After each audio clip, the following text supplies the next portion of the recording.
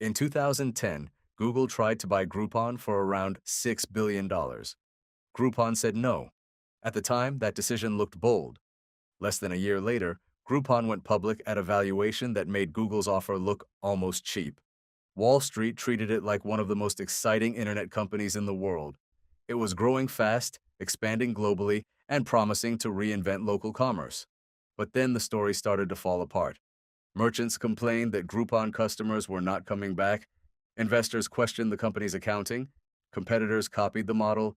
Marketing costs exploded, growth slowed, and the company that once looked like the future of local shopping became a warning about what happens when a business confuses discounts with loyalty.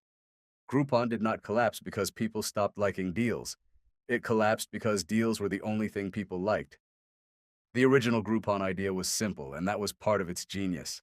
A local business would offer a huge discount. Groupon would promote that deal to its users.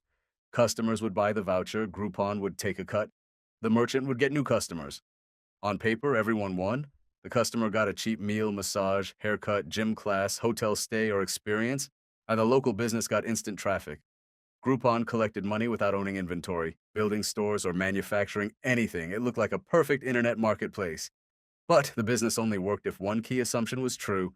The customers who came in for a discount had to come back later and pay full price. That was the entire logic. A restaurant could sell a $50 meal for $25. Groupon could take a share of that $25. The restaurant might lose money or barely break even on the first visit. But if that customer returned later, became loyal, brought friends, and paid normal prices, the discount could be treated like advertising. The problem was that many Groupon customers were not looking for a new favorite restaurant. They were looking for a deal. That difference destroyed the economics. Groupon grew in the perfect environment.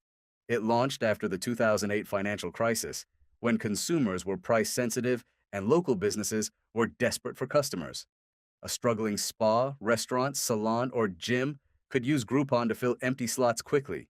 For customers, the emails felt exciting. Every day there was a new discount, a new experience, a new reason to buy. The growth was explosive. Groupon expanded from city to city, country to country, category to category. It became one of the fastest growing companies in internet history. Investors saw a company that looked like it could become the central platform for local commerce. If Google owned search, Amazon owned online retail, and Facebook owned social, maybe Groupon could own local deals. That was the dream, and Google wanted in. Google understood that local commerce was valuable. It had search, maps, business listings, and advertising relationships. Groupon had consumers opening daily deal emails and merchants willing to discount for exposure. Together, the combination could have been powerful. So Google made an offer. Groupon rejected it.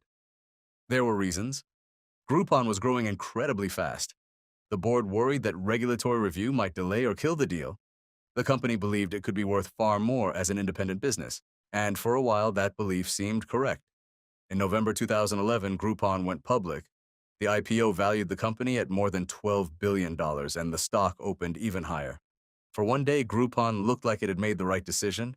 It had turned down Google and convinced public investors that it deserved a larger valuation, but going public changed everything.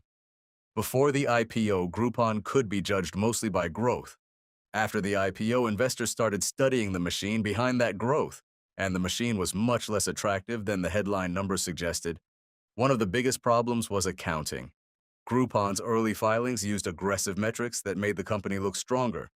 It focused on measures that excluded major expenses, especially marketing, but marketing was not some optional side cost. Marketing was central to Groupon's business.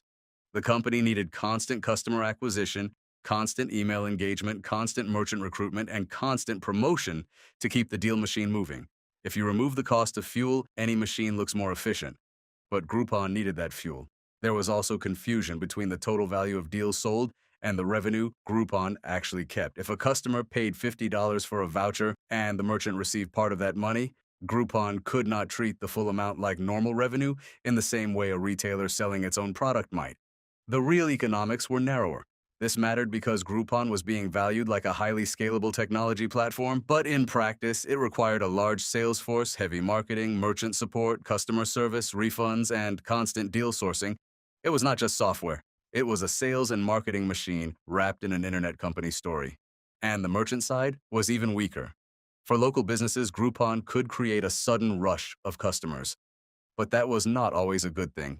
A small restaurant could get overwhelmed by bargain hunters who ordered discounted meals, tipped poorly, and never returned. A salon could fill appointments with customers who only came because the price was cut in half. A gym could sell trial memberships to people who had no intention of staying. The merchant paid the real cost of the discount, Groupon took its cut, and the customer moved on to the next deal. That created resentment. Some businesses realized they were losing money on Groupon customers. Others found that the customers did not match their ideal audience.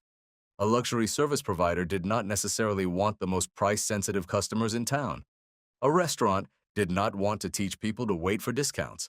A local business did not want to train customers that full price was optional. Groupon's pitch was that it brought exposure, but exposure is only valuable if it turns into profitable demand. For many merchants, it did not. This was the fatal flaw. Groupon needed merchants to believe the platform was advertising, but if merchants experienced it as a loss-making discount campaign, they had no reason to keep coming back.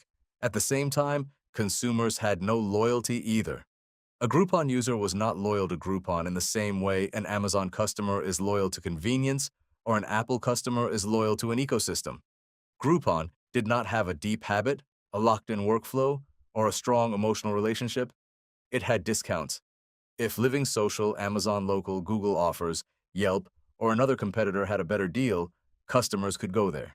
If Groupon's emails became repetitive, people ignored them. If the discounts were not exciting, demand disappeared. This meant Groupon's marketplace was weaker than it looked. A strong marketplace becomes more valuable as both sides depend on it. But Groupon's merchants did not always want the customers it delivered, and its customers did not care where the discount came from.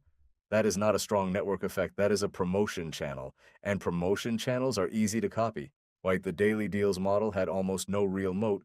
Any company with a sales team and an email list could copy it. Competitors appeared everywhere. Google launched its own deal product. Amazon tried local offers. Living Social became a major rival. Local newspapers and regional websites created their own coupon programs. Groupon's early growth made it look defensible, but much of that growth was just momentum.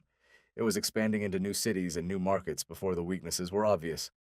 Once the model matured, the cracks became harder to hide. The company also had cultural problems. Groupon was strange, funny, aggressive, and chaotic. That helped it stand out as a startup, but as a public company, it became a liability. Its 2011 Super Bowl ads became one of the clearest examples. One ad appeared to start with a serious message about Tibet, then suddenly turned into a joke about getting a discount at a restaurant. The backlash was immediate. The campaign was pulled. The ad did not destroy Groupon, but it showed a deeper issue. The company was still acting like a weird internet startup while public investors were expecting discipline, predictable execution, and a durable business model. Then the numbers got worse. Growth slowed, losses continued, merchant fatigue increased, international expansion became messy. Investors became less patient. And in 2013, founder Andrew Mason was fired as CEO. His goodbye memo became famous because it opened with a joke. "Just kidding, I was fired today." It was funny, but it also symbolized the end of the original Groupon era. The company that had once been seen as a once-in-a-generation internet rocket was now a public market disappointment. After that, Groupon spent years trying to reinvent itself. It shifted strategies, cut costs, changed leadership, bought competitors, exited markets, and tried to focus on local experiences, goods, travel, and services. But it never became the local commerce operating system investors once imagined. Groupon still exists today. It still has customers. It still offers deals. It is not dead. But it is no longer the company Wall Street thought it was buying in 2011. The real lesson of Groupon is not that coupons are bad. Coupons work, discounts work, promotions can bring customers through the door. The lesson is that discounts are not the same as loyalty. That was Groupon's mistake. It mistook customer attention for customer attachment. It mistook merchant desperation for merchant satisfaction. It mistook gross transaction volume for healthy economics. It mistook rapid expansion for a durable moat. A customer buying a half-price dinner is not automatically a loyal restaurant customer. A merchant running one desperate promotion is not automatically a long-term platform partner. A daily email list is not automatically a defensible marketplace. Groupon sold Wall Street the dream of reinventing local commerce, but what it really had was a coupon machine. And coupon machines have a simple problem. Someone always has to pay for the discount. At first, merchants paid because they wanted exposure. Investors paid because they wanted growth. Customers showed up because they wanted cheap prices. But eventually, merchants realized exposure was not enough. Our investors realized growth was not enough. And customers proved that they were loyal to savings, not to Groupon. That is why Groupon's rise and fall is such a powerful business story. It was not a fraud in the simple sense. It was something more common and more dangerous. A real company with real growth built on economics that were much weaker than the story around it. For a moment, Groupon fooled Wall Street because it looked like the future. But once the discount faded, the real business was much smaller than everyone thought.